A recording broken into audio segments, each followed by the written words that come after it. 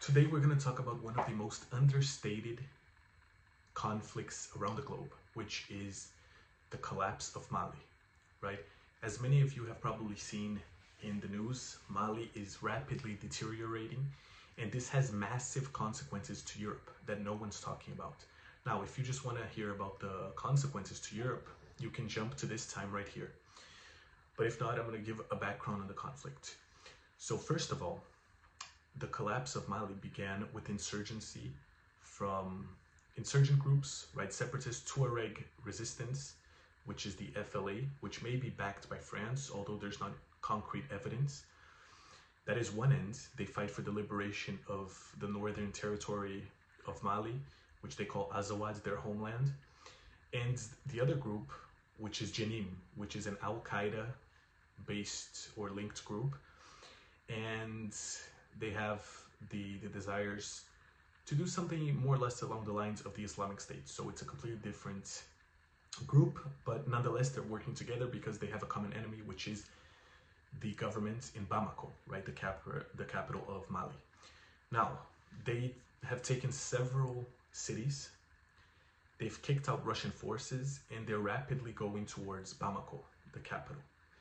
Now, this whole conflict started because Mali, they kicked out French forces, they brought in the Russians, and this led to drastic consequences, right? Right now, we see that this security framework that they put is not working at all.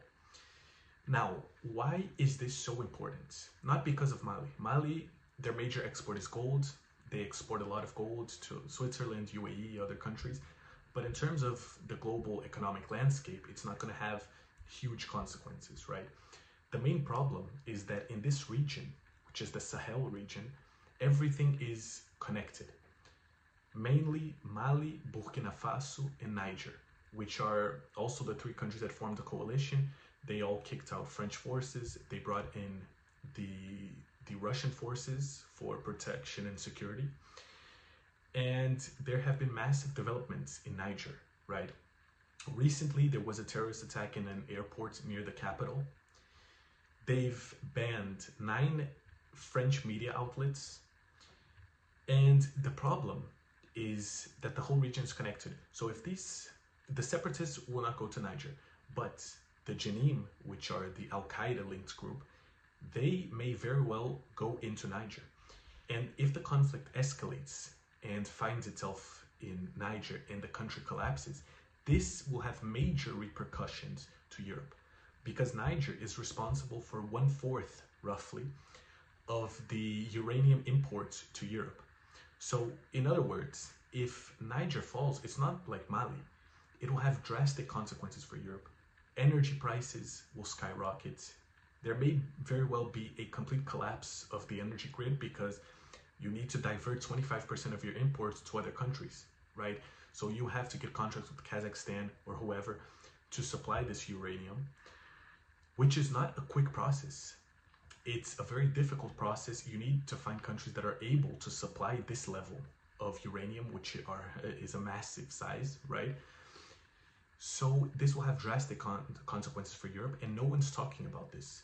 Now, in terms of solutions, it's very difficult to find concrete solutions because, as we've seen, a lot of countries in Africa have had a very anti-French sentiment in recent years. And they're turning to Russia, a lot of them, especially in this region, right? So the whole thing is, how do you solve this problem? Because in this region, these countries depend on Russian forces for security. If the Russian forces can't provide the necessary level of security and the countries are on the brink of collapse, then who can come in to save them? Will they turn to France again? If they do, would France even respond with the risk of being kicked out again and losing access to these mines, right? Because also Niger took away control from French companies of 3 major uranium mines. So would the French do that?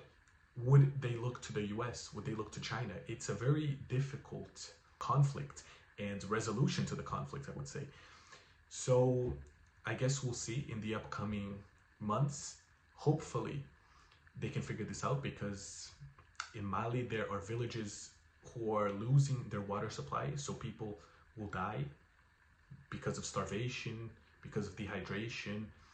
several huge catastrophic massacres may take place. So it's a really delicate situation and not positive at all, and very difficult to solve, because a lot of these issues, you have to remember, there's a lot of underlying grievances from the people, right? Because when you look, the reason a lot of these either separatists or even terrorist groups have so much appeal and this type of support is because people have no other choice. Their governments failed them, they're starving. Who can they look up to, right? They need someone to provide hope, and even if they want to resist, how can they? Because they would be killed. So it's a very difficult situation. We'll see how the conflict develops. I'll talk about it here, but I think this needs a lot more attention because it could collapse the entire energy market in Europe and have drastic consequences, not just for the government, for the people, because everything relies on energy. If energy prices skyrocket, every price skyrockets. So it's a very delicate situation, but we'll keep talking about it here, and peace.